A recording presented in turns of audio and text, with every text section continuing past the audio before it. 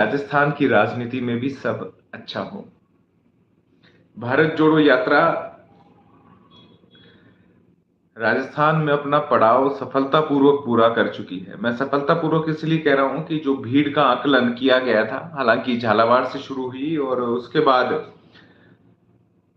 लालसोट तक रुझान थोड़ा कमजोर रहा, लेकिन जब अंतिम दिनों में लालसोट से आगे बढ़ी यात्रा और दौसा का जो सैलाब देखा, मालाखेड़ा की जो सभा हुई, उसके बाद राहुल गांधी, कांग्रेस, जयराम रमेश और उनकी टीम को सुकून मिला कि जिस राज्य में वो सत्ता में है, कांग्रेस जहां पर राज कर रही है, वहां पर भारत जोड़ो यात्रा बेहतर तरीके से संपन्न होते हुए हरियाणा की तरफ बढ़ रही है।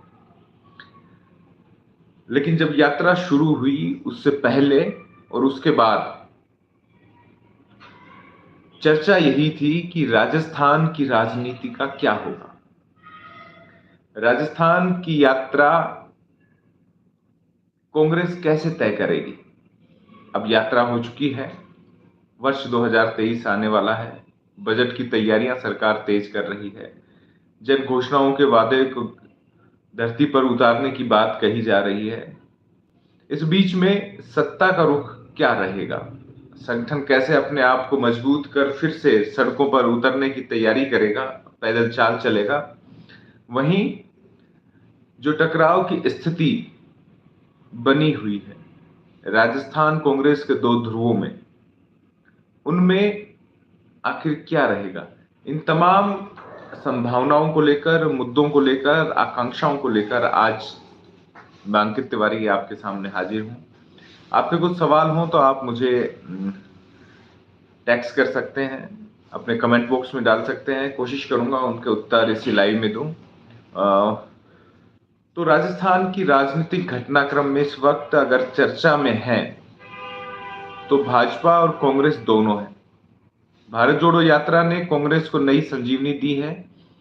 कुछ वीडियोज आ रहे हैं जो राजस्थान की संस्कृति, ताने बाने, मुस्कुराते हुए चेहरे और गुलाबी ठंड में तपते हुए हाथ, ये दर्शाते हैं। वहीं दूसरी तरफ भाजपा जनाक्रोश यात्रा के जरिए अपनी चुनावी जड़ें मजबूत कर रही है, कार्यकर्ता को जगा रही है कि उठो, चुनावी सवेरा होने को है। इस बीच में कोविड महामारी का भी एक दौर फिर से सता रहा है। एक गरीब मजदूर नौकरी पेशा जो दिहाड़ी पे है या महीने की तनख्वाह उसके बैंक खाते में आ रहे हैं, वो चिंतित है कि कोरोना कहीं फिर से उनकी मासिक बचत पर फन फैलाकर तो नहीं बैठेगा। इन तमाम चिंताओं के बीच में चुनावी स्टेट राजस्थान होने जा रहा है और 2023 में इन तमाम मुद्दों पर बातचीत रहेगी। तो आइए, जिस पर हमने शुरू किया था कि राजस्थान की राजनीति में अब क्या, तो कांग्रेस की बात कर लेते हैं, सत्ता को स्थान दे लेते हैं। तो सत्ता के लिहाज से अगर मैं बात करूं तो इस वक्त बेहद महत्वपूर्ण साबित होने जा रहा है राजस्थान कांग्रेस का ये काल। और इस कालखंड में कई अहम चीजें सामने आएंगी। राजनीतिक जो ध्रुव है वो एक साथ होकर अगर काम करते हैं तो चुनाव भाजपा के लिए मुश्किल भी होगा। और सत्ता में बजट किस तरह का पेश होगा, क्योंकि अब बाजार में चर्चाएं हैं कि बजट ऐसा पेश होगा जो सरकार की छवि को और निखारेगा। जन घोषणाएं ऐसी होंगी जो चुनावी वादों को, चुनावी आकांक्षाओं को, इरादों को प्रकट करते हुए होंगी।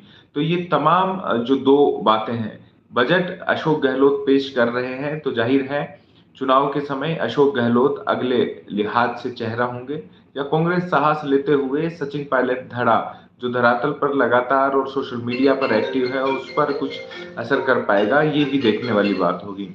वहीं भाजपा के लिहाज से बात करें तो मुख्यमंत्री का चेहरा भले ही अभी तक सामने नहीं आया हो, लेकिन कई ऐसे दावेदार हैं जो मुख्यमंत्री के लिहाज से भी सामने हैं। तो आइए देखते हैं किस तरीके से राजस्थान के चुनावी लिहाज से बेहतर रहेगा, वो भी बेहद महत्वपूर्ण साबित होगा। और आने वाले दिनों में राजस्थान की राजनीति पर, इन्हीं मुद्दों पर हम बातचीत करेंगे। तो फिलहाल के लिए इतना ही। मैं अंकित तिवारी लेता हूँ विदा, फिर होगी आपसे मुलाकात। नमस्कार। हाँ, तो मेरा तो है भैया, 1 मिनट में पूछता हूँ।